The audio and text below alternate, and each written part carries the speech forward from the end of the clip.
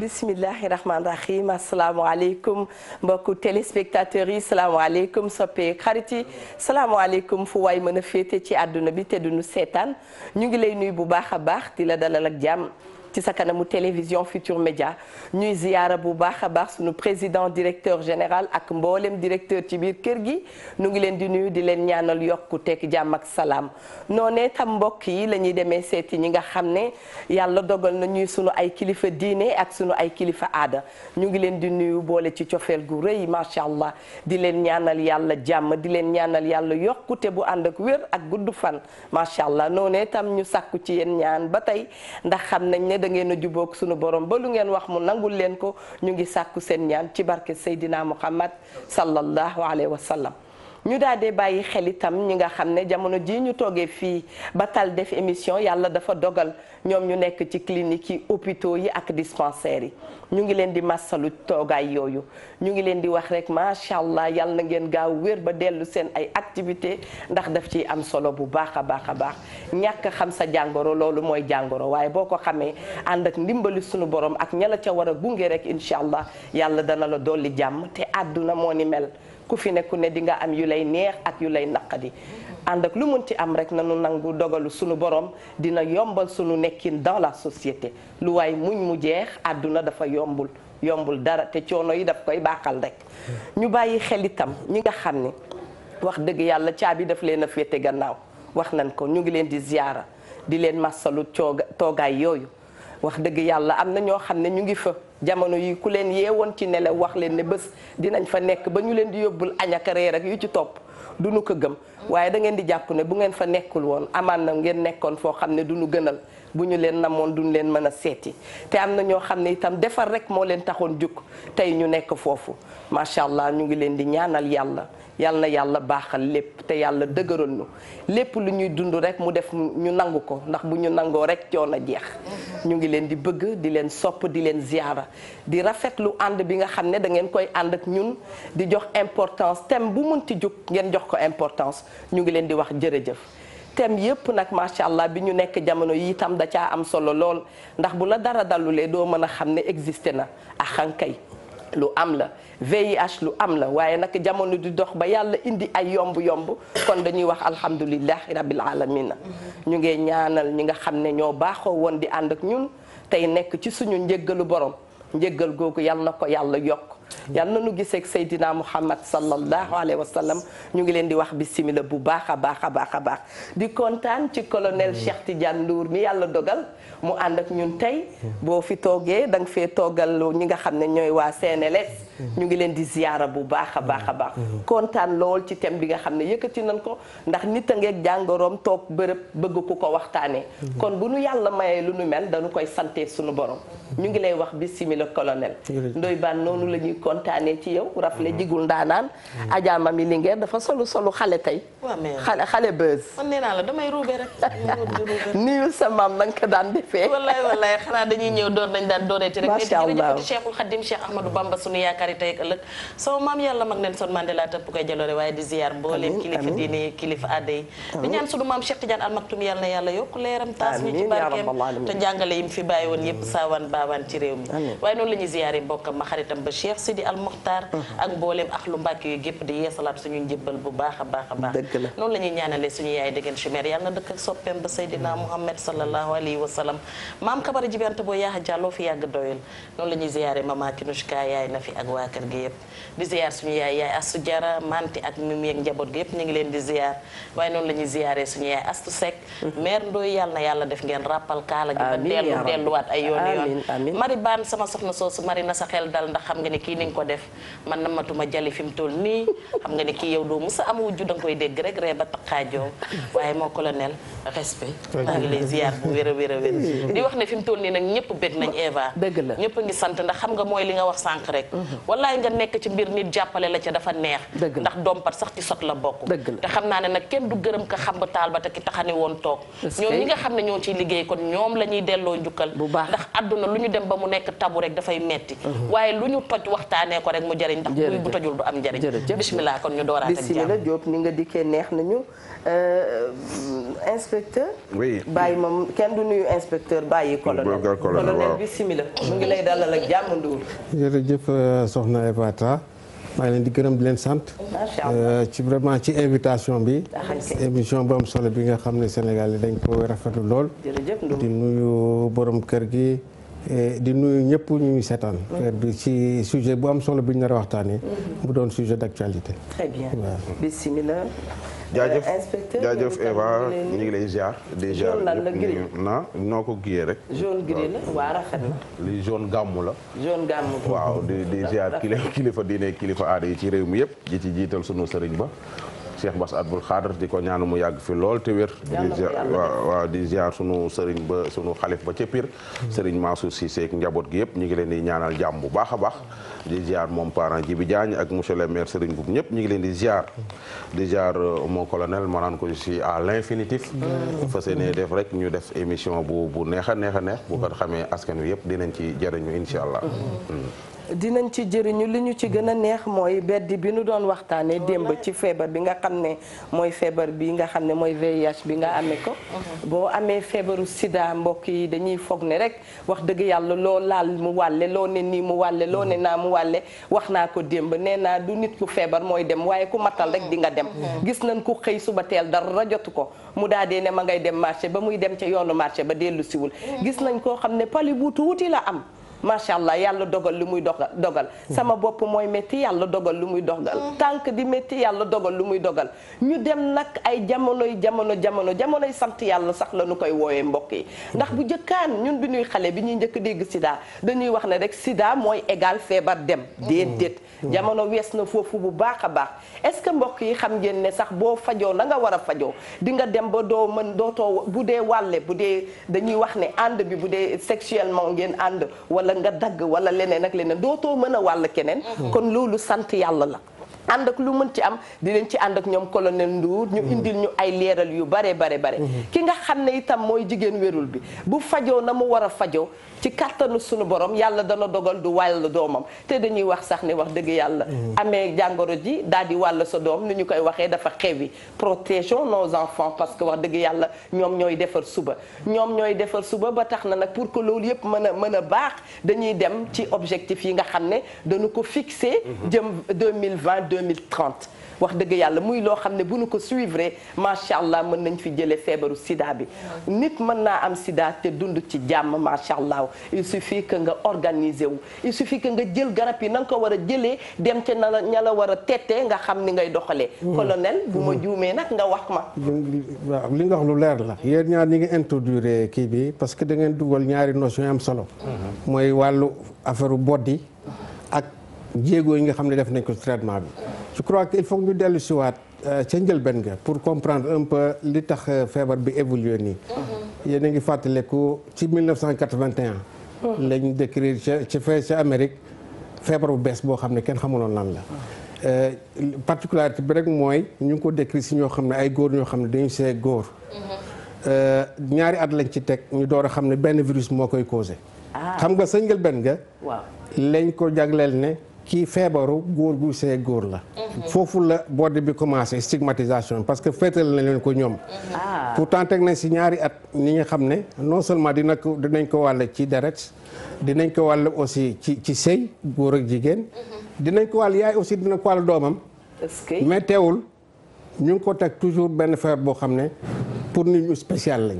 dëgg la leneen li waral bedd bi aussi mooy feebar bu génn amul traitement. maanaam ku ko am jamono yooyu dañoon seetlu ñun temps ñu ngi doon étudiants yu ndaw 86 bi Sénégal amee premier cas am ñetti at maximum nit ñi décédé ñi ko amoon parce que amuloon traitement. teg nañ ci fukki at ak juróom traitement bi door a génn. 96. dëgg alors noonu nag moo marqué nit ñi. parce que def ci bopp yëpp boo ne sida dañ leen feebar boo amul traitement feebar boo xam ne boo ko amee da ngay dee. et donc foofu la boorde bi commencé. alors boorde bi foofu la commencé maanaam nit ñi non seulement dañu ragal ku ko am nit ñi non seulement dañ bon on arrête waaw non seulement dañu ragal ku ko am mais dañu ragal xam ndax ñoom am nañ ko parce que dañ daan su ma ko amee aussi damay dee. et dinañ si ñëw nag lu gën a yaatu peut-être depuis 96 am na traitement yoo xam ne vraiment efficace na. du comme traitement sibiroog tuberculose nga xam dañ koy faj si benn diir mu wër. mais tant que yaa ngi jël traitement bi. feebaru sida mënu la faagaagal mënu la rey te doo ko mën a wàlle loolu dinañ si ñëw ci détail incha allah waaw. d'accord léegi ma bëggoon nga xam rek en attendant ñuy xool lan mooy feebaru sida. sida ci boppam. ak lan mooy différence entre sida ak VIH. voilà loolu tam lu am solo la parce que ci tubaab dañ koy wax infection par le VIH. maanaam mooy feebar boo xam ne bu doomu jàngoro bi duggee sa yaram bala ngay commencer di am ay signes. dina dem ba si juróom-ñaari at ba fukki at. maanaam bala ngay wax sida rek mooy phase terminale bi. donc nit bu def dépistage rek ñu ne ko positif ñu ne ko da nga am sida dañ ne ko doomu jàngoro bee nekk sa yaram. donc sida mooy doon phase terminale. dafa doon doomu jàngoro boo xam ne tamit du indi feebar directement. du indi feebar directement. dafay wàññi en fait doole sa yaram maanaam li yàlla def si yaram mooy ay soldats yoo xam ne microbe bu dugg dañu xeex ak moom. doomu jàngoro bi nag day ñëw di rey soldats yooyu. maanaam bu soldats yi wàññeeku ba wàññeeku. feer bu ñoree da lay yomba dal. feebar bu ñoree la yomb dal. mu ci xeetu feebar yu bëri moo tax ñu leen di wax ci tubaab infection opportuniste. maanaam dañu profité situation bi pour di la song. loolu mooy infection par le VIH bu demee ba nag phase terminale bi lañ koy wax sida. ok d'accord. kon Eva dégg nga li mu expliqué wax na. li la jaaxal bokk na ci. lay xew ca biti. dañuy toog fii di am ay antenne. bu njóobee nii dañuy toog nag di sëkkat. yàlla baax na. waaw dama ko laajoon lan mooy sida ci boppam sida ci parce que sénégalais yi ñu ci bari. xamuñu ko. dañ koy dégg nii rek mais xamuñu réellement lan mooy sida. da ngay dégg tamit ñu boole VIH. sida lan mooy différence VIH ak sida moom lay expliquer mais naka lañ mën a amee nit ki naka la mën a amee sida naka lañ koy attraper. waaw ci wàll bi moom ci wàllu wàllaate bi ruut yi xam nañ ko bu baax bi ci gën a fës mooy sëy maanaam mu doonoon sëy jigéen ak góor mun a doon sëy góor ak góor dinañ ko wàlle ci deret maanaam transfusion moo ci gën a fës mais mun na doon ci lépp loo xam ne objet bu am deret boo xam ne contaminé maanaam ci ay jamutuñ scarification ay xarafal nii ay yooyu lépp luy mun a dagg am deret bu contaminé dina ko mun a wàll yaay itam dina ko wàll ci doom ci biir ëmb bi muy wasin wala ci biir nampal. donc loolu la ñu mun a attraper feebar boobu. ok d'accord gis nañ ni tamit waaw vas-y mami. dama dégg comme ne ni ñuy waxee sida ñu naan syndrome immunodéficience acquise. voilà ma gis ne da nga wax tamit que ne dafay buntu ubbi jàngoro yu baree bari. voilà ma gis ne loolu itam yàgg nañ dégg ne lu am la. mooy que liñ tax ñuy gën a forcer nit ñi pour ñu dem faju ji. mooy que daf lay ubbil. sa li nga xamante ne mooy défense yi nekk sa yaram war ko téye mu lay néewal doole ba nga xamante ne jàngoro bu jóg ñëw dugg si mais am na ci ñoo xamante ne dañuy yéex di dem di seeti seen deret ma gis ne comme Sénégal li ñuy wax tamit ni ñuy gaaw a jàppee nit ci dara rek di ko traité nit ki bu ko dara dalee bala muy dem sax seeti ko wala day tëdd bu tayee mu ne dama mel ne ku sofe bu subaa mu ne man dama am càqar bu ginnaaw subaa ñu ne mi ngi wëcc wala biiram a ngi daw wala man guddi gi sama yaram day ñàkk damay tàng damay transpirer ñu naan xëy na da nga toll ci ménopause bu dee jigéen wala xëy na da nga toll ci yenn kii lan la ñu war di teel a fàggoo parce que fagaru moo gën faju waaw ñu ngi dellu si bodd ba léegi parce que dépistage bi même ñi ngi koy def hôpital souvent nañu rendre compte ne diagnostic bi dañ koy xaw a yéex a def et diagnostic bi boo ko xaw a yéex a def ba mu yegg stade sida parce que stade sida mooy stade terminal même boo joxe traitement bi dinay marché mais jàpp nañ ne boo jëlee 10% téeméer yoo ci gis ñu jox leen traitement bu correct fukk yi ba fukk ak juróom yi caat bu njëkk bi du leen tey dañu gaañu et donc loolu mooy diagnostic boo xam ne dafa tardif et loolu yëpp li ko waral mooy fi ñu teg feebar bi sida bi dañ ko jël teg ko lu ëpp feebar parce que dañ ne amul traitement te boo ko amee da ngay de loolu moo des si bopp nit ñi. je crois que communication li ngeen ñu war a jàppal dëgg mooy loolu génn si bopp nit ñi. nit ñi ñeme koo def parce que di nga gis ni ku toog ne damaa sibiru toog ma ne dama am tuberculose mais damaa sida xam nga doo ko dégg. alors fi ko nit ñi teg la. ak fi ñu teg ku ko am. parce que boo ko amee rek féete nañ la fenn fi. je crois que communication bi ñu bëgg ngeen jàppale ñu si loolu la. nit ñaa ngi commencé affiché wu léegi. waaw am nan des malades yoo xam ne vraiment des malades experts la leen di tuddee. ñu mun a toog wan nit ñi ne man du ma extraterrestre daal moom laa am maa ngi dund ak moom fukki at ak juróom. su ma jabar ngi nii am nañ doom wàlluñ ko. je crois que exemple yu mel noonu lañ bëgg parce que il faut mu am visage. visage bi ñuy dese si sida mooy bi ñu doon wane bu njëkk si télé yi. nit koo xam ne dafa jeex tàkk. kenn xamul lu muy nuru ñu ne kii ku ko am nii ngay mel.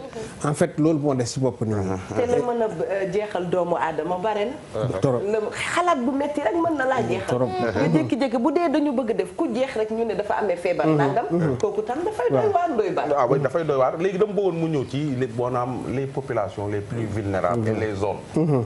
waaw population vulnérable itam identifié nañ leen lépp ci wàllu sëy la nag parce que nag quoi qu'on dise principale voie de transmission bi voie sexuelle la. et donc boo jëlee exemple Sénégal pour nga am benn cas bu positif il faut nga dépister 200 nit ci population générale bi maanaam dëkk boo xam ne la feebar bi amu fi yenn dayo yi. mais nag day naxaate parce que épidémie de type concentré la 0,5% da ci population générale bi mais boo demee ci nga xam ne góor ñi nga xam dañu see góor jigéen ñi jaay seen bopp wala ñiy jamoo drogue par voie injectable foofu moom épidémie généralisée la boo jëlee exemple góor ñi see góor par exemple maa ngi wax ne ci population générale boo jëlee 200 benn positif ngay am ñoom boo jëlee 200 foofu di nga am 40 positif maanaam prévalence c'est 18%. boo jëlee téeméer yu nekk am na ci 18 à 19 yoo xam ne am nañ ko bu doonee jigéen buy seeg jigéen buy jaay boppam ñoom ñu ngi 6% moo gën a tuuti. ñi nga xam ne dañu jamoo drogue par voie injectable ñoom 9%. et donc boo jëlee téeméer dina ci am 9. donc fi mu nekk combat bi population yooyu la on peut dire que tant que gagné wuñ combat bi ci population yooyu maanaam góor ñi seeg góor jigéen ñi jaay seen bopp ak ñiy jël drogue.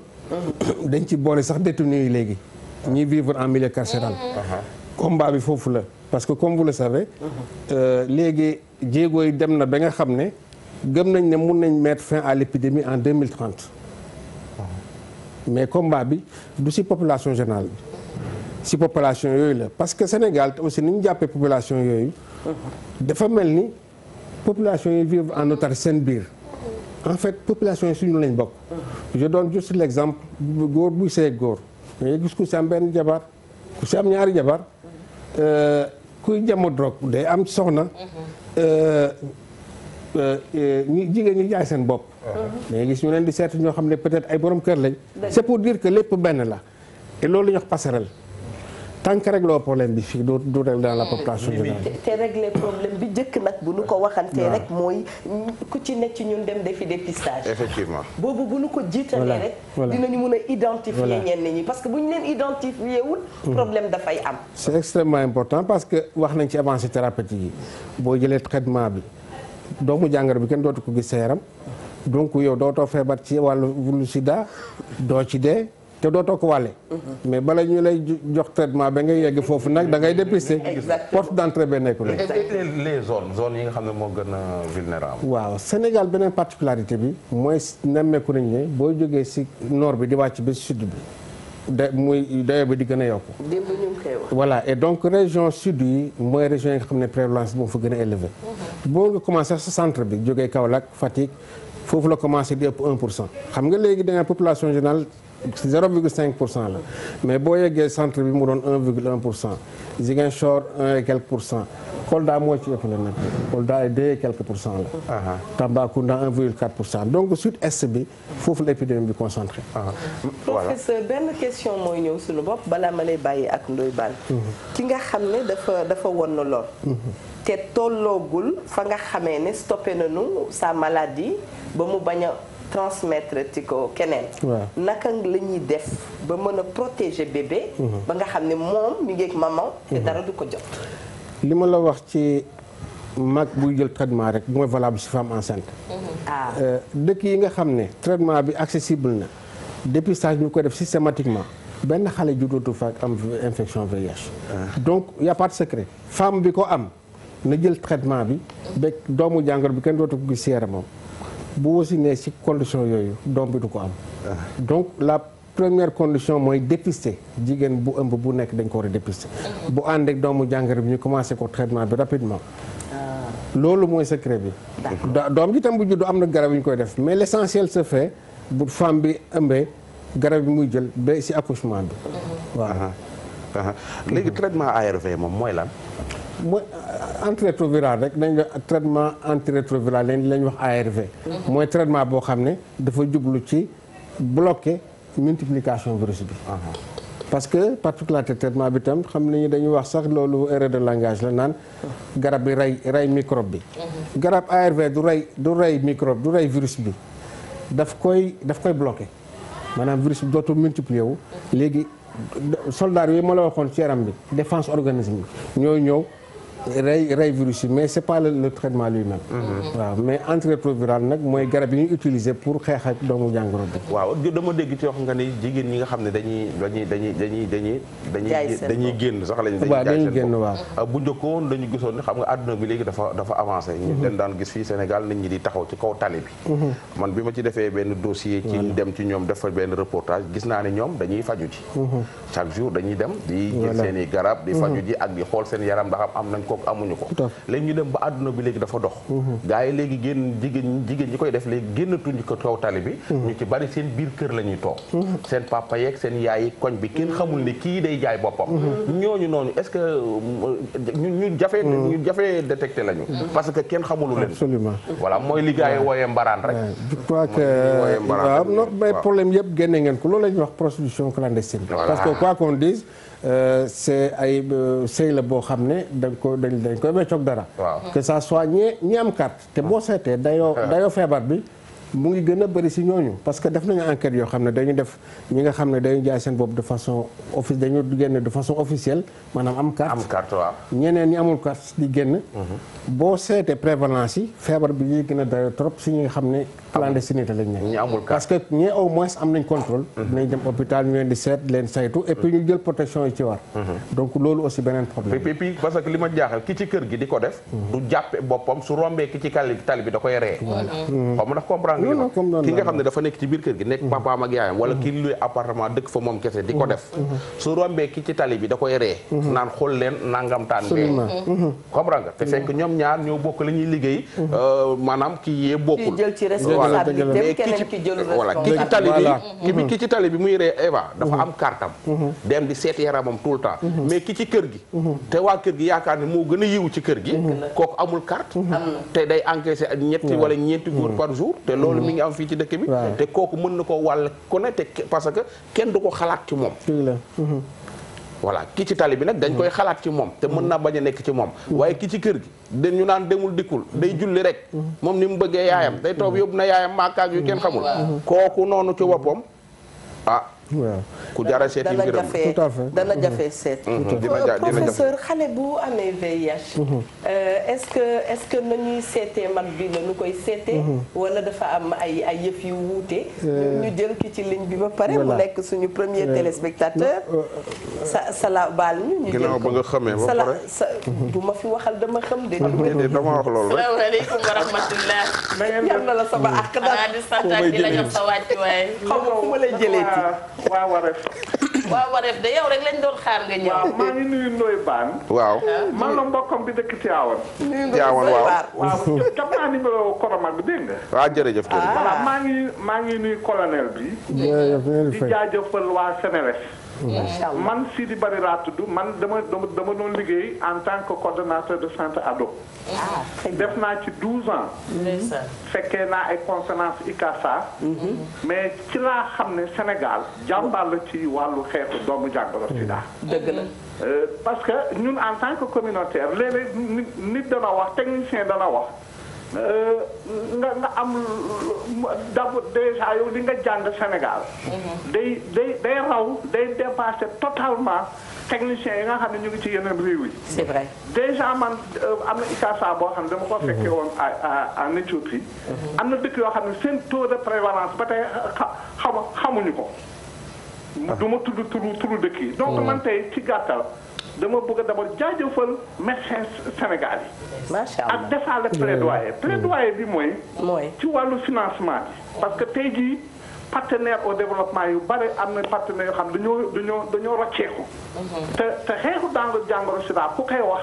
day wax ay jumtukaay ay moyens financiers yu am solo. defe naa ndoy baan démb bi nga ci doon wax. na ko.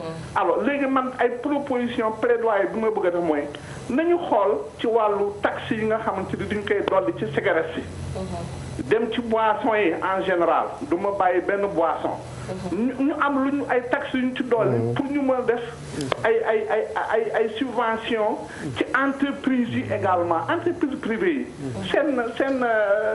seen responsabilité sociétale yi ñoom lan lañ koy doyee.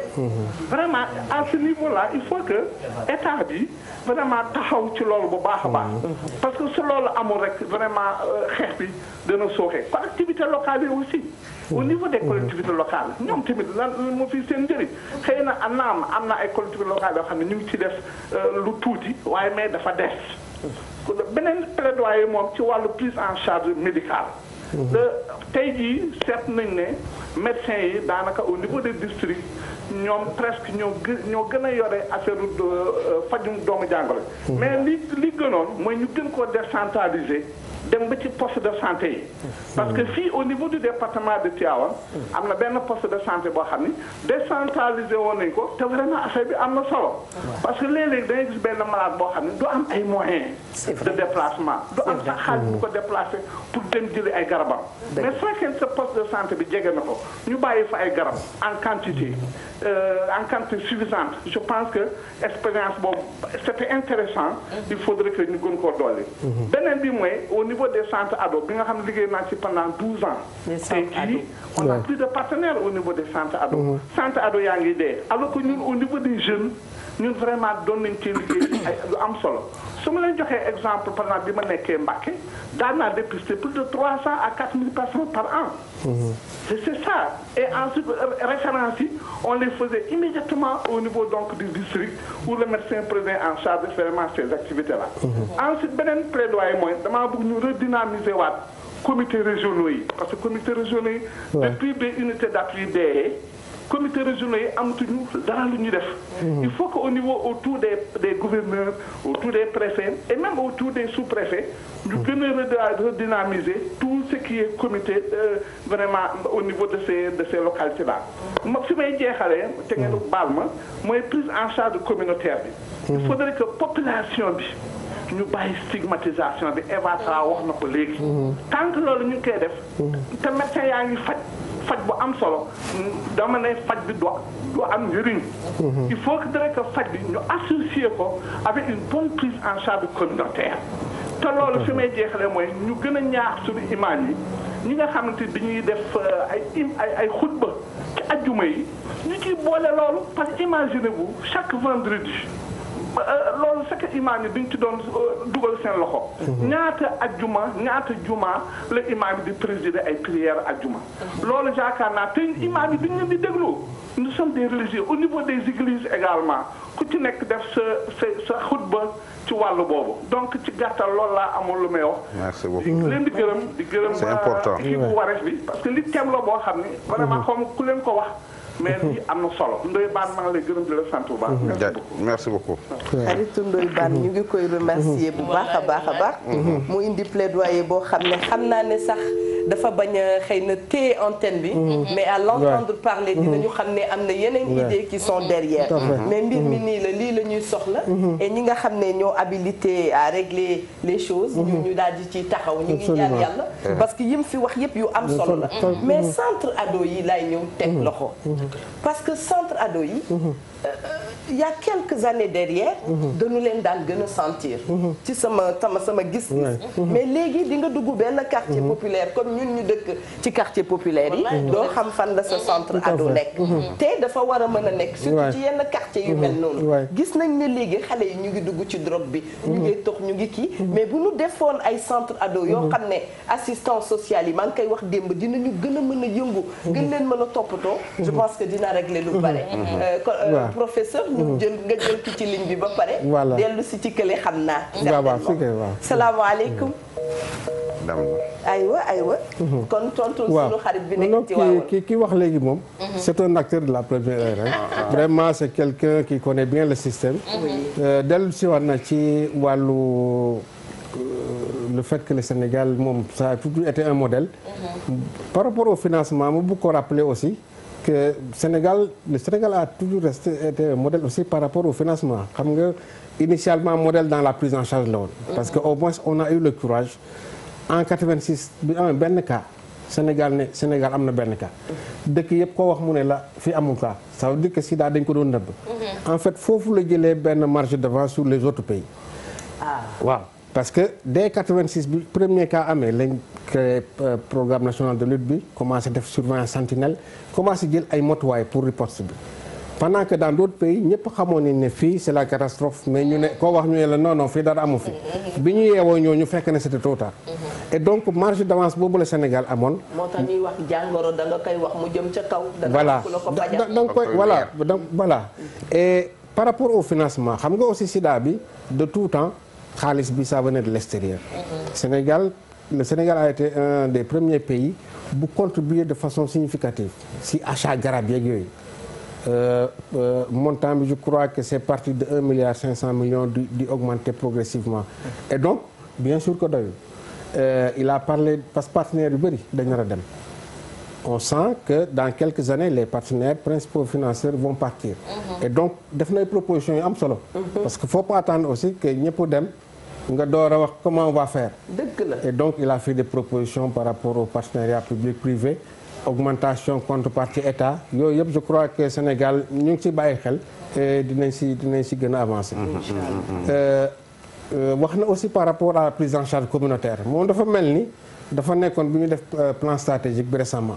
li mu wax yooyu yëpp mooy action yu bees yi dañ ko médicaliser woon trop affaire Sida. ça veut dire que da ngay ñëw bi muy door a commencer. boo ko amee Kédougou Dakar ngay ñëw pour faju si dem nañ ba nga xam ne lii du sotti c'est décentralisé maintenant dans toutes les régions. D'accord. poste de santé yi muy wax commencé nañ décentralisation seulement doo tëb rek def ko 100% des postes. am na postes yoo xam ne amul malade jarawul décentralisé. et donc dañuy dem progressivement mais proposition yi wax yëpp c'est pris en compte dans si plan stratégique bi. dans le nouveau système voilà même pour le centre ado parce que les ados c'est léegi cible lañ. on s'est rendu compte surtout les adolescentes. c'est vrai. sont 3 fois plus infectées que leurs homologues masculins. xale yu jigéen ñi gëstu ñu ngi ñuy xamal ne jigéen ñi am doomu jàngoro ji moo ëpp góor ñi. moo ëpp. waaw te loolu bi muy door a commencer dans les premières années boo jëloon juróom-ñaari góor yu ko am benn jigéen ngay gis. ñu dem progressivement muy inversé wu ñuy wax féminisation dem nañ ba nga xam ne. benn góor bu ko am ñaari jigéen ngay gis nga inversion tendance bi. moo tax ñuy wax féminisation mais maintenant waratuñu wax féminisation l'épidémie est féminine. ça veut dire que on sait pourquoi wàllu ko diggante góor ak jigéen góor wàllu ko jigéen moo gën a yomb fuuf jigéen wàllu ko góor. d'accord waaw bindu jigéen moo demee noonu. anatomie bi parce que xam nga doomu jàngoro mu ngi nekk day recevoir. voilà day recevoir et muqueuse bi koy recevoir dafa xaw a large. souvent dina am ay yenn blessures yoo xam ne femme du ko yëg.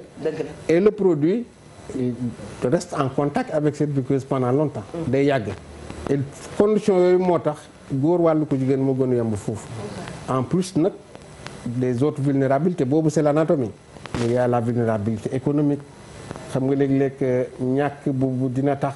sax jigéen nangoo see kenn ku mu xamul mu ne ko du ma utiliser préservatif mu nangu. parce que jox na ko ñu war a protéger jigéen. voilà ñàkk tamit dina indi vulnérabilité bu demee noonu. beneen bi tam mooy violence yi parce que dañuy wax violence faite aux femmes les femmes sont beaucoup plus souples mais li ci gën a am solo mooy vulnérabilité anatomique bi. moo tax wàllaate bi gën a yomb loolu jigéen góor ak jigéen. très bien mami. waaw nga indi sa yow itam waxtaan. ndeysaan yaa ngi wax ci xale yi. xam nga booy xool lu méttee nii bu ñëwee rek xale yi nga ciy gën a yërëm. dëgg la ndax mooy li may faral di tooñee que ndawalu bormon lañ lu ñu duuf dañuy ratax.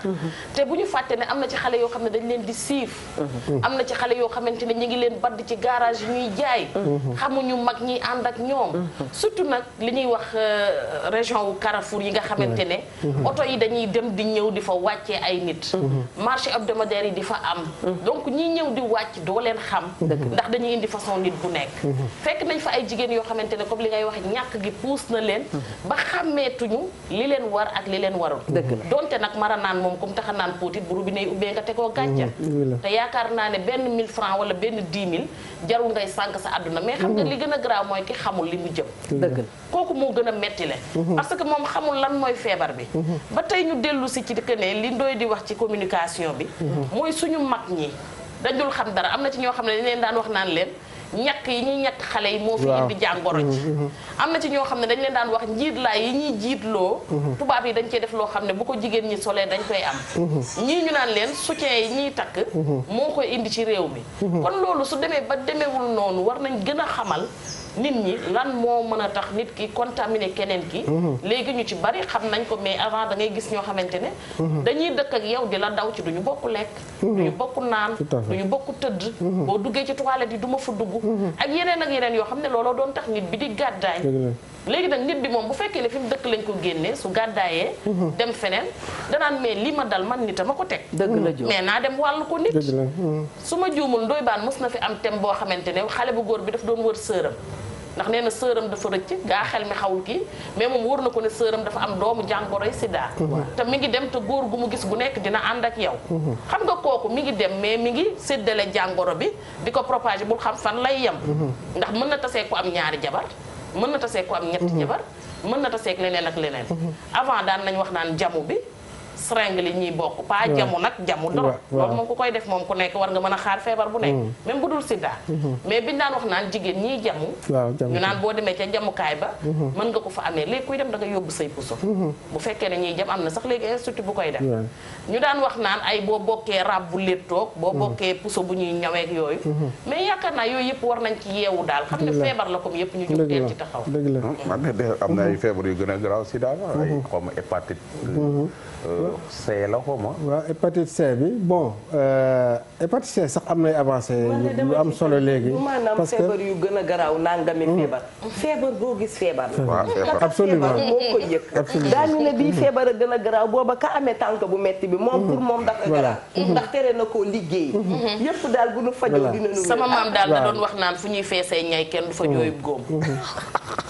am na koo xamante ne boppam ay metti ñun bu la amul woon nga foog ne naka la ñuy def jëlal ma ki ci nga toog naan kii di sukkootoo ko gën a sonn tey Ndoye Bane na ma piqûre damaa yem bàyyi jëlal ma ki ci ligne bi rek la je le gère asalaamaaleykum wa rahmatulah allo allo salaamaaleykum waaleykum salaam wa rahmatulah allo soxna su baax si yow rek la ñuy déglu yow rek la ñuy dalal ci li ñuy waxtaane na ngeen def ñun xanaa sant ak muñ ça va bien alhamdulilah allo xanaa da ngay déglu sa télé waaw professeur Ndour de laa soxla woon. waaw da ngay wàññi télé bi tuuti jokkoo beeg professeur neex bismillah professeur Ndour laa soxla woon.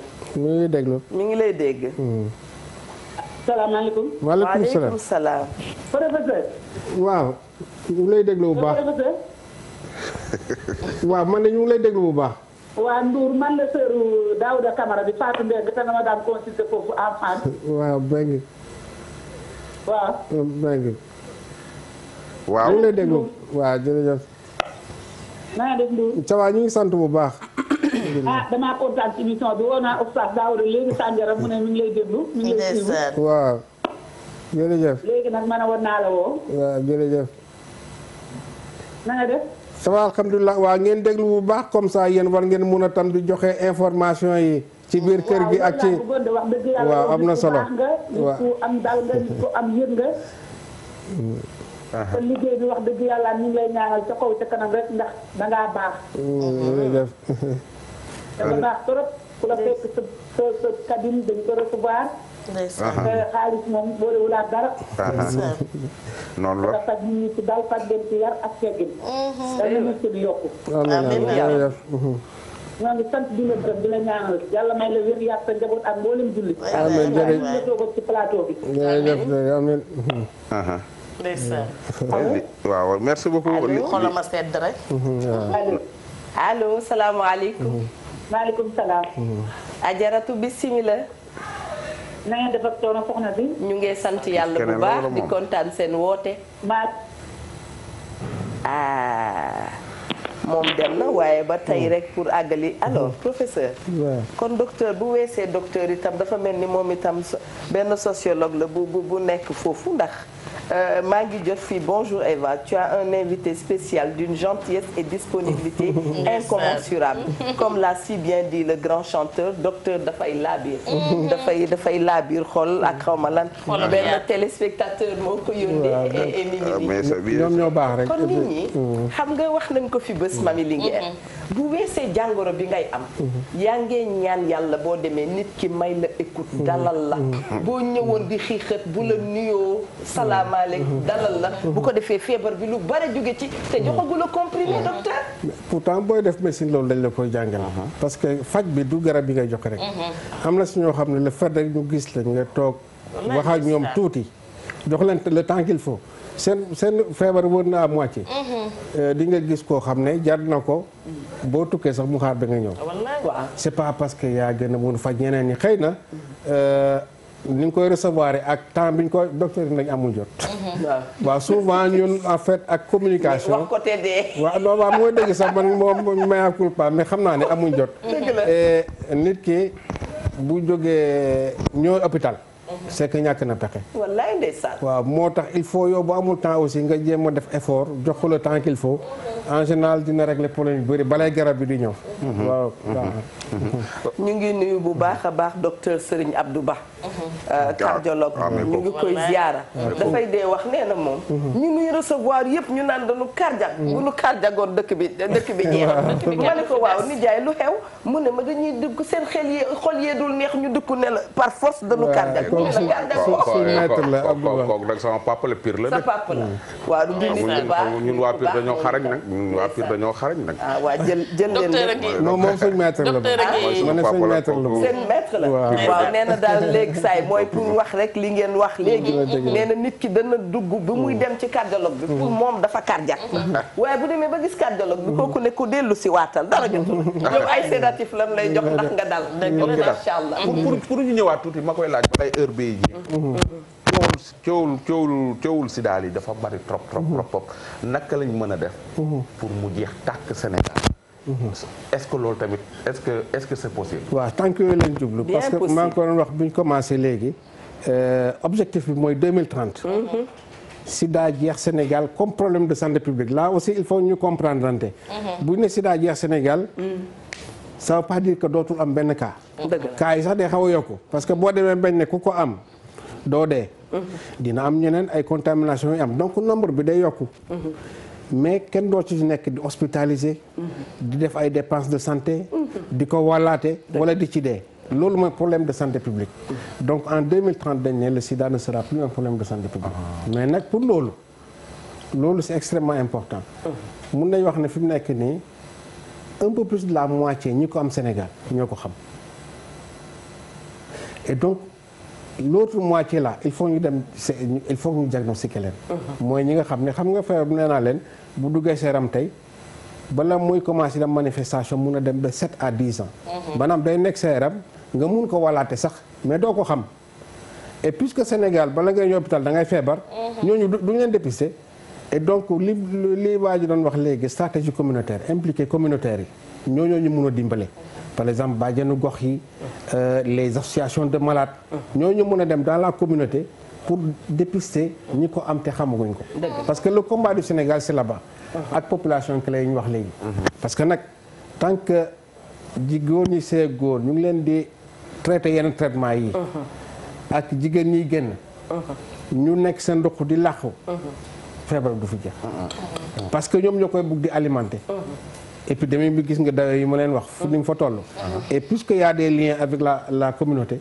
épidémie bi du jeex et donc combat du Sénégal loolu la dépister vraiment dans la communauté mais aussi favoriser les populations clés d'après li fi wax yëpp noonu ak fa ngeen teg seen bët 2030 yan résultat ngeen ci amagum fi mu ne nii résultats yi ñu ngi si ñëw parce que ñu ngi wax dépistage quoi qu'on dise yu dal xel Sénégal yu dal nañ xel même si lu ñu war a mun a yokk la nag dëgg la mieux faire voilà waaw peut mieux faire mais boo demee ba dépister plus de 60% nga xam ne li la dese def nga plus de la moitié dëgg la ñi nga dépister xam nga dañ ne dépister traité Sénégal passé nañ aussi 60% léegi foofu troisième 90 bi parce que dañ ne kuñ jox traitement juróom-benn weer war nañ seet sa doomu sa yaram sa deret doomu jàngoro bi seet fu mu toll.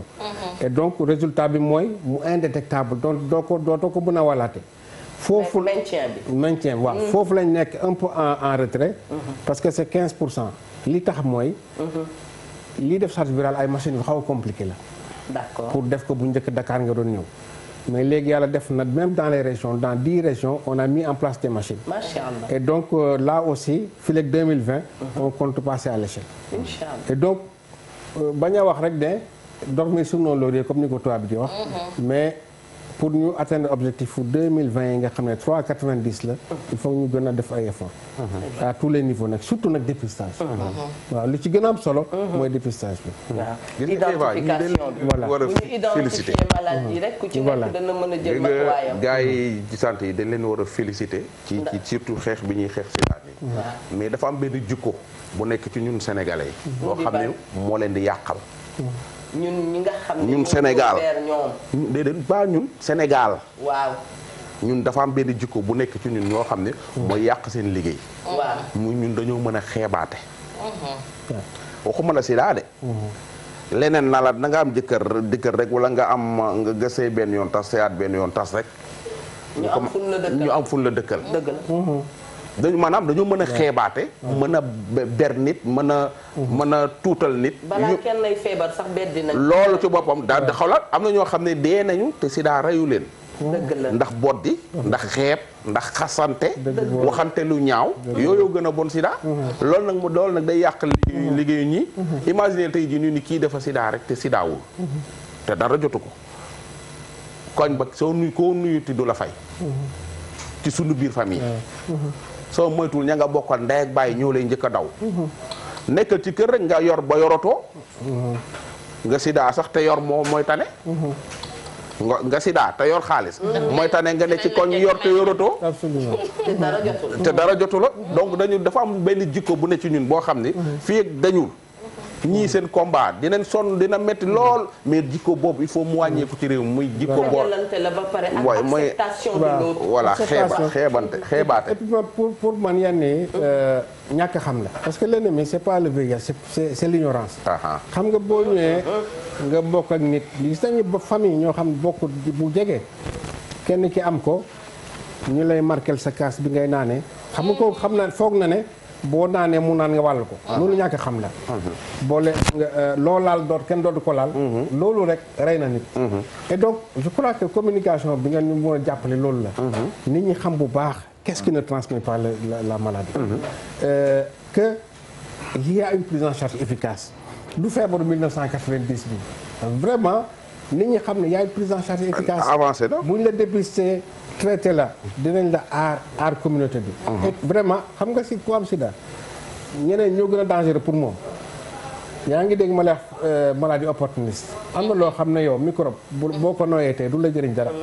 ku am sida bu ko noyee fii tey fii léegi weer mu feebar. parce que il n'a plus de défense. ñoom ils sont beaucoup plus fragiles mais on a l'impression du contraire. boo leen di daw ci kër gi leen di fitnaal.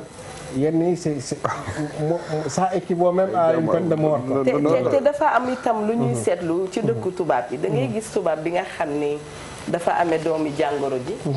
dafay def boppam volontaire ñu ngi remercier d'ailleurs góor ak jigéen ñi nga xam ne dañoo amee doomi jàngoro bi te nekk di liggéey bu am solo macha allah parce que ñoom dañu jël conscience ci seen feebar xam ne du nuyu awa wala enlacé awa wala waxanteeg Eva moo koy wàll xam nañ ne yëf bi wees na foofu mais ni ma ko ma dellu si tuuti rek boo demee ci dëkku tubaab yi da ngay gis nit bu amee yenn jàngoro yi dafay bëgg tiire ñeneen ñi ko am ak ñi ko amul pour que ñu mën a jug ci kaw mais fii en général une fois que nga ñëw wax ne da nga amee feebar bi comme ni ko Ndoye Bane waxee keneen ak keneen wax ko dañuy commencer di la am yu ñu lay étiqueté am yu ñu lay tegal kon du ñu encourager keneen ki nga xam ne dara jotu ko mais on a eu tous à rencontrer ay nit yoo xam ne dañu amee doomu jàngoro ji te tey macha allah de belles dames de beaux messieurs da nga xam ne ni ils sont bien portants mis à part comme li wax rek loolu sax soo sori na da xool su problème de casque yi kii sant nii soo solee yéreem da ngay umu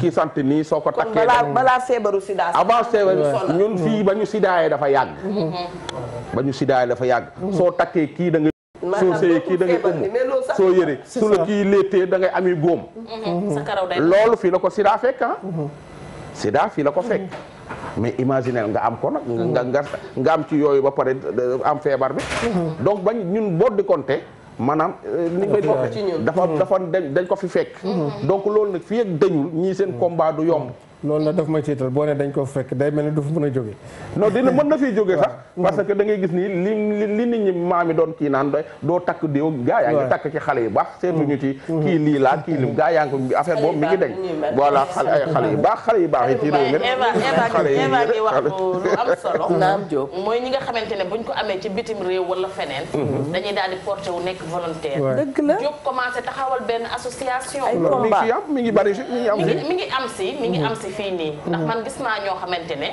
démb rek am na ko ma ci jokkal koo xam ne nee na ma man dinaa ci dox liggéey bu am solo mais suñu problème mooy li ngay wax mooy dellu si mooy soxor bi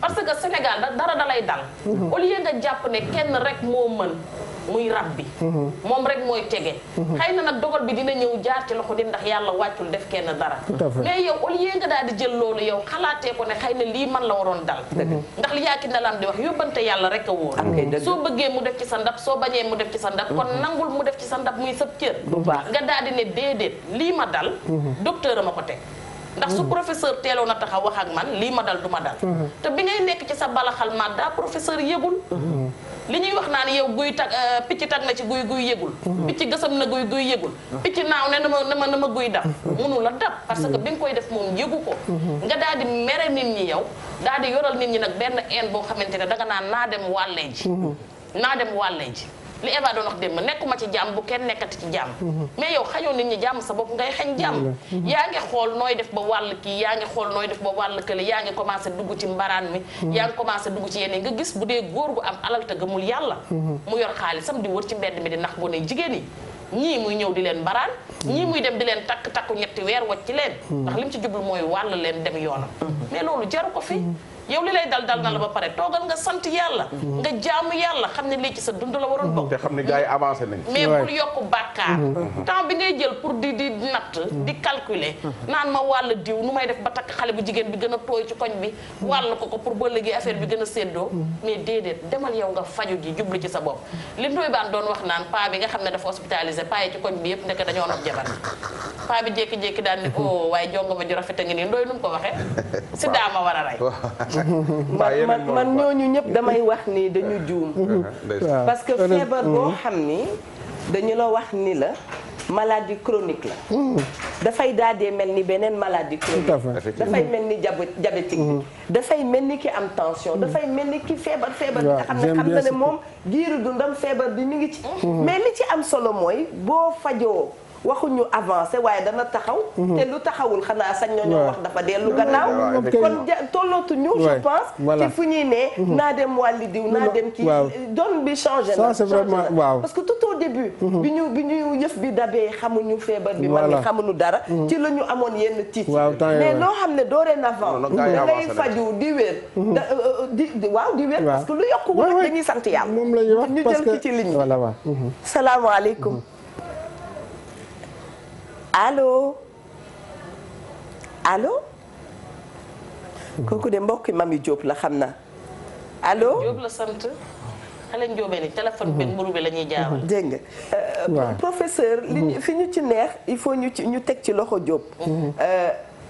loo xam ni boo feebaree di faju convenablement. dootuloo wàll kenn. kon jaratul am à l'esprit. nigal ma dem wàlle déjà. fajul rek te wér. transmission volontaire yooyu def c'est devenu vraiment anecdotique quoi. loo xam ne la honnêtement fi mu toll nii. macha allah traitement bu njëkk li tax mu jafe woon. c'était efficace 96 mais temps yooyu.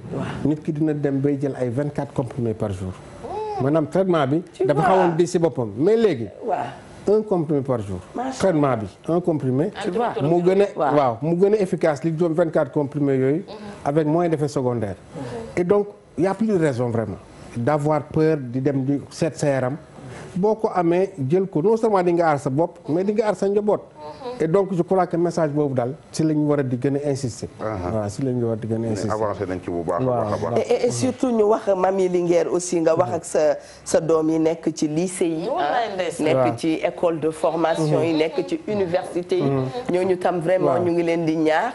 au bon comportement. parce que itam ñu jël temps dem dépister wu. waaw colonel seneen dëkk xale yi. waaw parce que ñun ni vision bi ñu am ak idée yam si sida ñoom amuñ ko parce que fekkewuñ catastrophe yi. xam nga ñun fekkee nañ période yi nga xam dafa ñëw ñu ne am na affaire bu bees amul traitement nañu di dee. mais y a des gosses boo defee enquête léegi. waaw xamuñ dara si sida. ça veut dire que y a encore beaucoup d'efforts à faire. ñoom ils sont très à risque. côté adolescents yi et surtout les adolescentes. te xale ñoo gën a garaawle.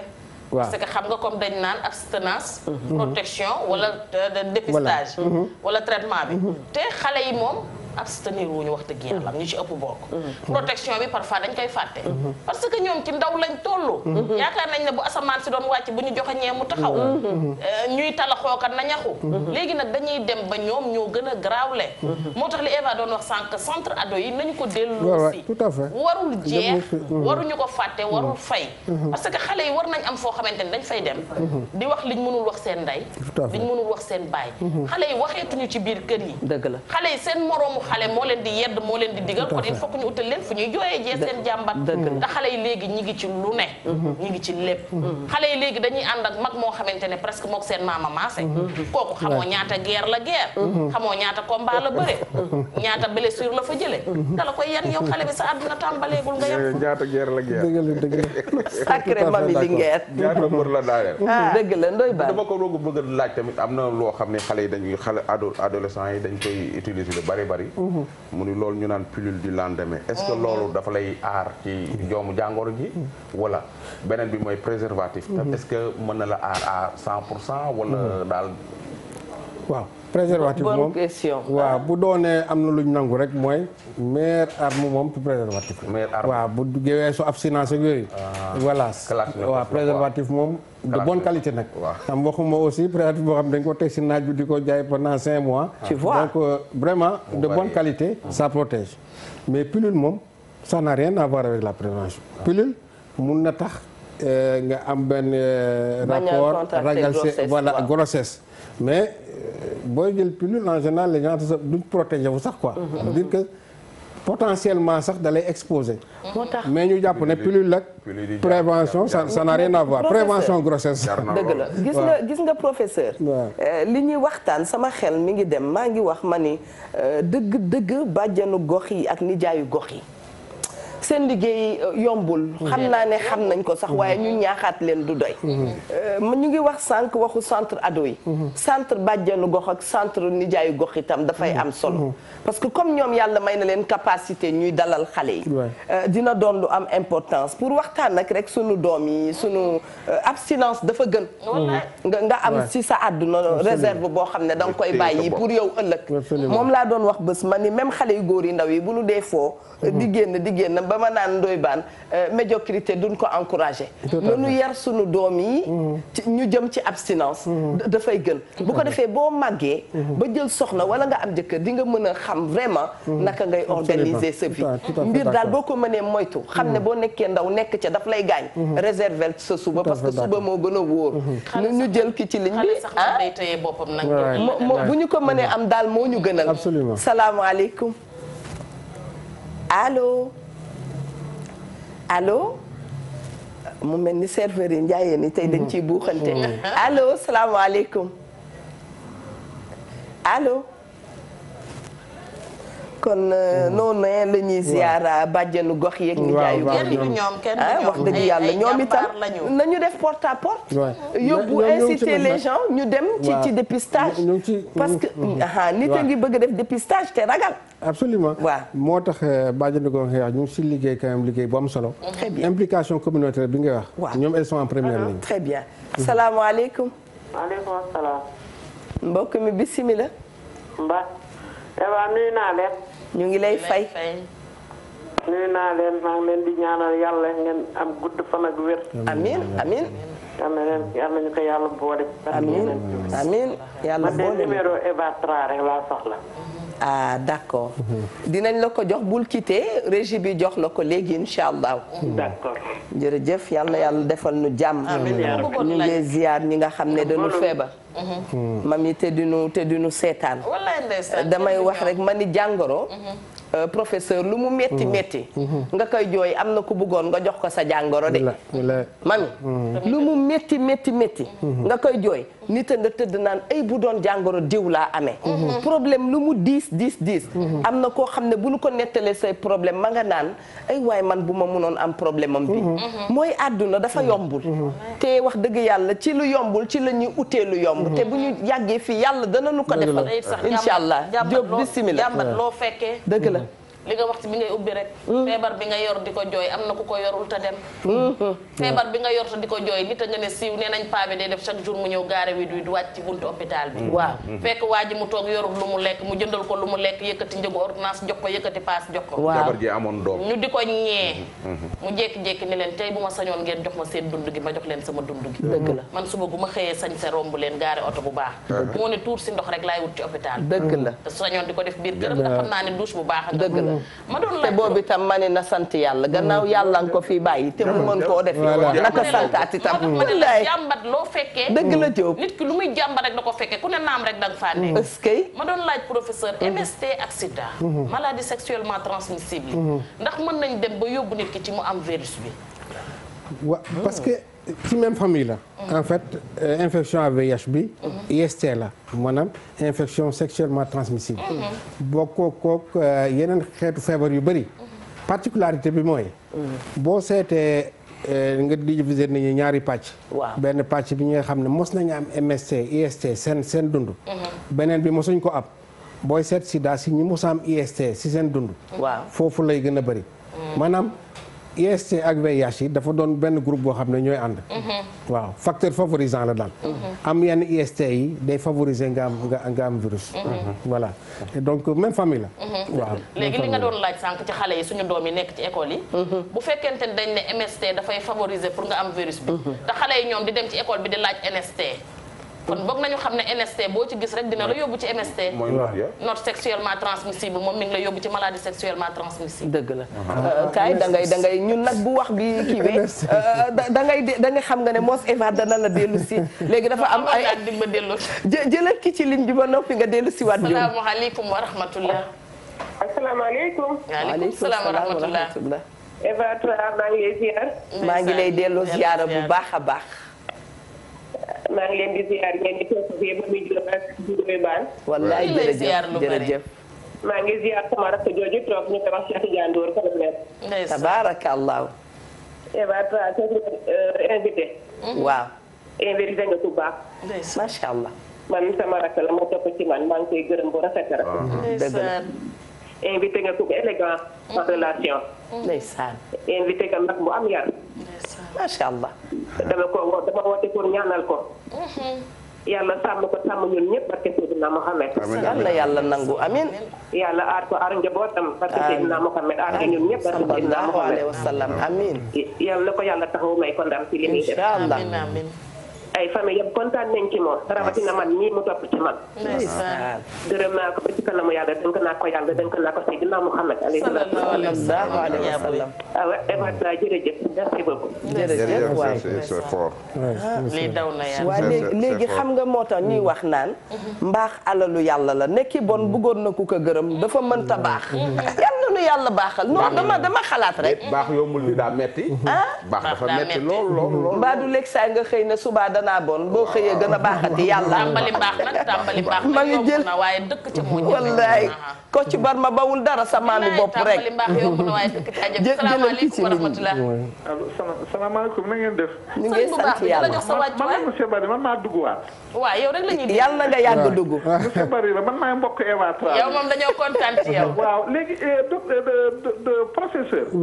damaa bëgg nga ñëw ci dépistage prénuptial yi. parce que daf cee am ay cas yu bare jamono bi ma nekkee ci benn département bëgguma wax turu département bi. daan nañu def ay dépistage ci ay poste de santé mais doon nañu rencontré ay cas yu bare. ay xale yu tuuti ndeysaan ay 19 ans lañ daan am ay 20 ans. ci guddi bi nga xam te ni ca la ñu tëddee ak seen borom kër. ca la ñu jëlee doomu jàngoro bi. xam nga loolu métti na. dëgg la métti na te léegi léegi ñoom dañuy xool. warugar ba lu mu gën a duul rek. ñu daal di dugal foofu seen la. allahu akbar donc là vraiment il faut que ñu xool loolu. parce que man dund naa ci ay cas yu bari ak jabaru donnante yi. def naa doy ban dafa mel ne jox na. wax na ko fi ba sonn. jabaru donnante yi ñaari cas yooyu laa bëgg te nga jéggal ma parce que affaire yi moom daf maa ñor lool. loo gën a mën a di dugg rek daf ñuy gënal bu soobee yàlla. vraiment di gënal sama médecin chef de district docteur Camara aussi. parce que moom tamit mi ngi def liggéey bu am solo man ba léegi ba tey damay liggéey ci xeex bi. dëgg la je suis à la retraite à l'heure actuelle. J'ai fait 38 ans de service. man je suis un cadre du ministère de la jeunesse. du ma médecin. J'ai enseigné l'éducation physique j'ai été professeur d'éducation dama mel ni comme Ndoye Bane rek fu nekk laal naa élément Ndoye Bane nekk naa centre ado presque 12 ans. ah oui. waaw kon maa ngi sant sama docteur surtout parce que moom tamit mi ngi am liggéey bu am solo ak poste de santé yi aussi. parce que ñun dañuy dem ci poste de santé ba léegi ba tey damay ànd ak équipe labo bi di def ay dépistage. di yendu bërëb. dañuy dépister de 9h à 19h. waaw dañuy dem ci population bi di def sensibilisation et cetera donc vraiment dañuy jéggal leen ma parce que affaire bi dafa. non dañu métti dugg si bi. dëgg la ok merci. non moom kañ dañ koy remercier ci contribution yi. parce que lii nii aussi ci stratégie yu bees ci la bokk. dépistage prénuptial maanaam ñaar ñuy waaju yu buggante di bugg a sëy su mun a dépisté wu moo gën. mais nag ñu def ci ndànk parce que li indi problème bi mooy. xam nga VIH dafa ànd ak mot français bu ñuy wax confidentialité. bu bëree ñu ci dugg rek du sotti. xam nga sa santé aussi sa santé bopp la. nekkul ñu dépister pour def étiquette ci bopp nit ñi positif wala négatif. dañu dépister pour seet ñi positif ñu faj leen pour protéger communauté bi. mais imaginer nga ñaari famille xam nga mariage ñaari famille la. bu ñëpp xamee ne dañuy def dépistage bi. tant que c'est négatif c'est bon mais ba su positivé. problème bi am problème mu gestion positivité mooy problème bi. je crois que c'est toujours en Afrique bien de chez nous. voilà le yii de nous aller il faut avoir le courage de le dire. parce que daal on a un problème quand même. mais problème bi daal si diggante ñaar ñi bëggante la. ñoom ñaar les jeunes là. dañu war a informer ñu di jël seen décision dans leur chambre. bu boobaa. et puis même bu boobaa ba dépistage prénuptial médecin bu lay jox résultat du leen taajee ñaar da ngay oo jëkkër jox résultat. waaw jigéen ci jox résultat ba mu des ñu bëgg a ànd c'est positif nag le partage de l'information c'est à la responsabilité du positif ça veut dire que man aw ma droit nit positif mu oo sa jabar wala kenn ne ko lii la aw ma droit mais je donne juste l'avis technique ki ko am di nga ko wax ne lii moo gën ci yow li gën kay mooy nga partager ki nga nekkal parce que léegi am na prise en charge efficace bala nga koy lor muy toog ba feebar ñu door ko dépister. bu ñu ko dépister léegi mu nam sax du ko am. loolu lañ ci dellu si waat aussi. parce que nit ñi foog nañ ne ku ko am boo seeg nit benn yoon rek wàllu ko. c'est une question de malchance comme on dit. on a des couples yu ko am kenn ki am ko waxu ko keneen ki par exemple ñu sëy 10 ans. nga def test bi si kay bu négatif. moo la ñuy wax couple sérodifferent. dégg naa dafay am. am na c'est pas systématique. moo tax xam nga am na benn ragal bu ñu ciy am le VIH fait partie des virus les moins transmissibles. en même temps. boo seetee hépatite B. waaw l'hépatite B est 100 fois plus transmissible que le VIH. L'hépatite C est 10 fois plus transmissible que le VIH. mais VIH nag moom daa mbayre rek.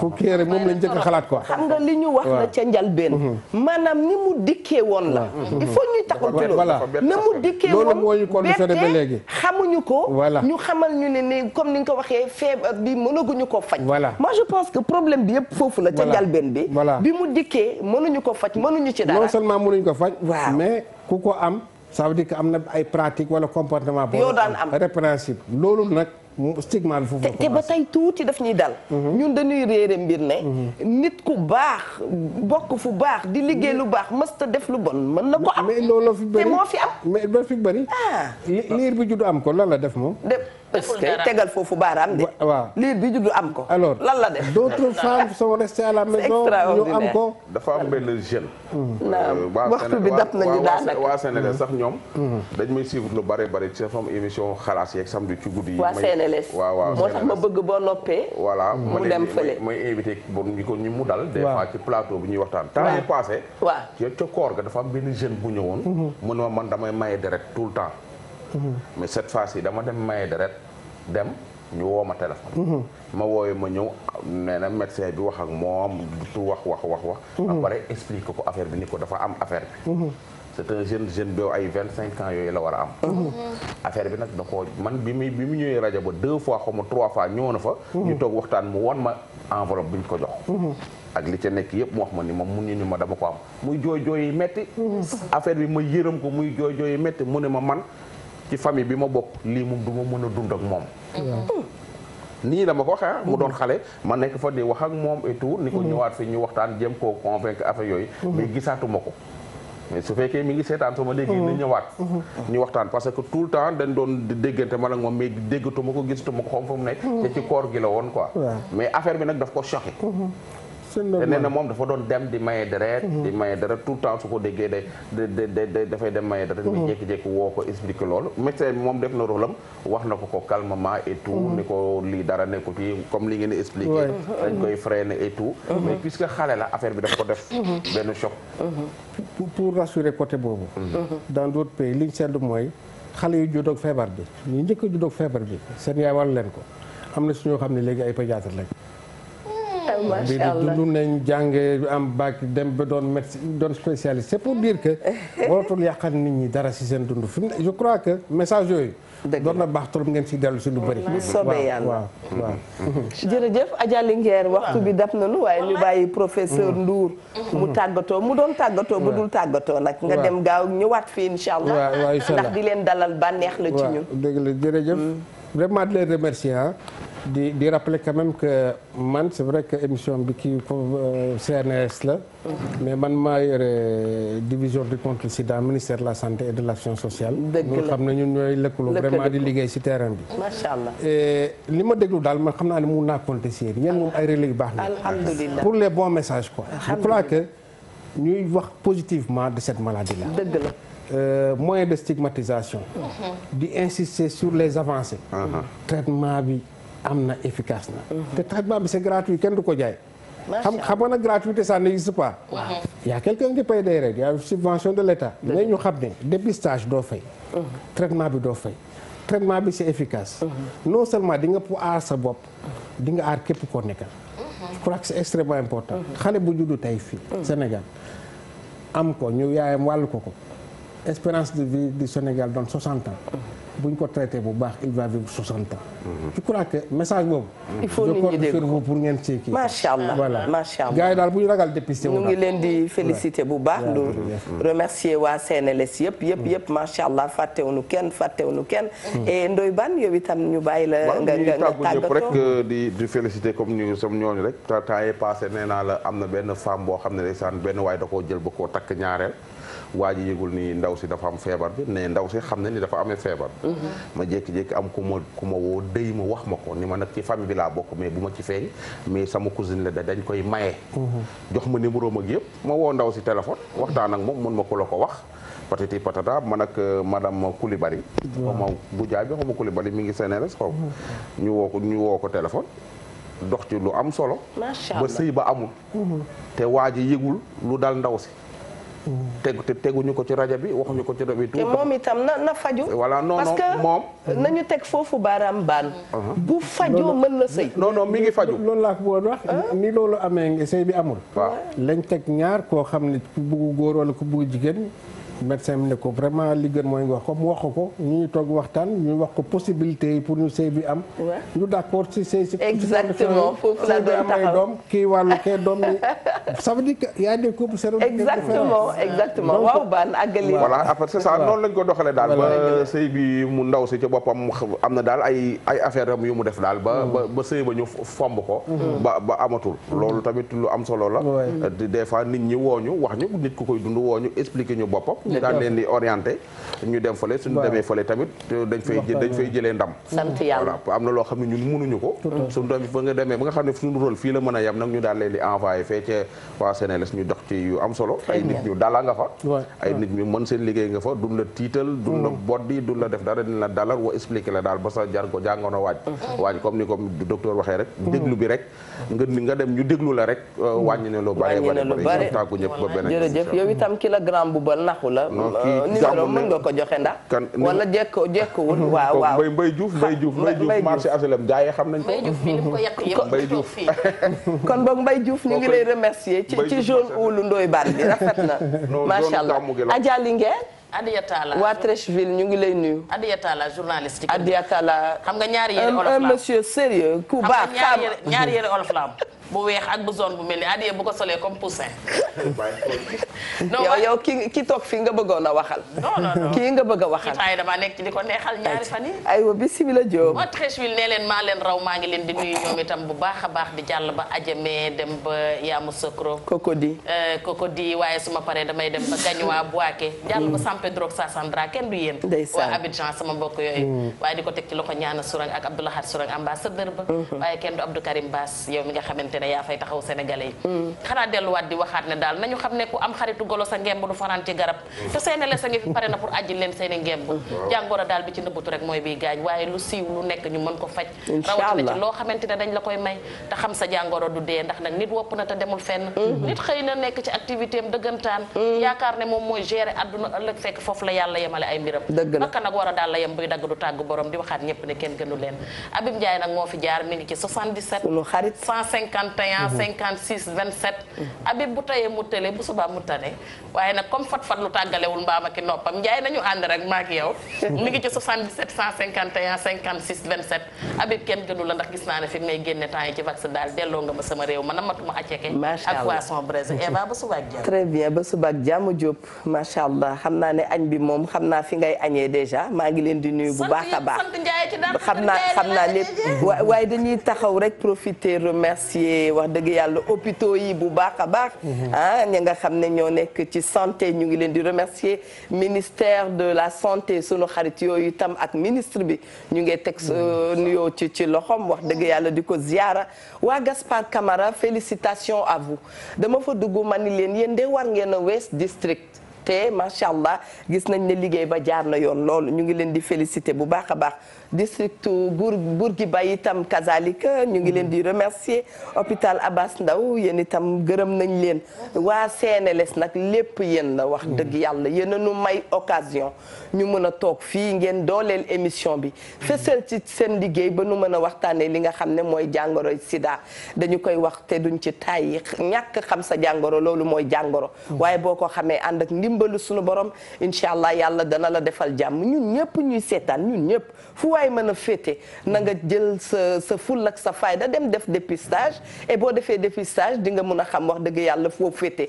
et pour que ñun ñu yombalal leen liggéey bi loolu rek la ñu mën a def boo déggee dama lay faj dama xam li la dal bu ma xamul li la dal wax dëgg yàlla mënuma laa faj jigéen yi nga xam ne itam sunu ay soppe lañu sunu ay xarit lañu yàlla def ñu amee doomi jàngoro bi ñu ngi leen di remercier ci liggéey bi ngeen di faral faral di liggéey ak ñun comme ni ko Ndoye Bane waxee waaye tam di leen ñaanal yàlla dolli leen jàmm bu ko neexoon moo xam jàngoro bu mu munti doon bu neexoon yàlla mu def leneen loo xam ne soppuñu ko waaye daf ñu indi fii rek pour wan ñu ne moom mooy buur moom mooy dogal mooy buur di bu mi mooy def lu ko neex bu nu bëggee noppalu nanu nangu li nga xam ne moom dogal na ko waaye li ci ëpp solo itam mooy ñu jàppante ku ci nekk xajal moromam ci boppam daf caa am solo ki am ak ki ñàkk benn lañu ci kanamu sunu borom ki feebar ak ki feebarul benn lañ ci kanamu sunu borom bu nu ko comprendre rek incha allah sunu nekkin dana yomb te nit mi ngi rawee ni moromi nitam ci jikko ci valeur loolu rek moo am solo leneen amu fi solo li ñu naan ki la gën a ragal yàlla kookoo la gën ci sunu borom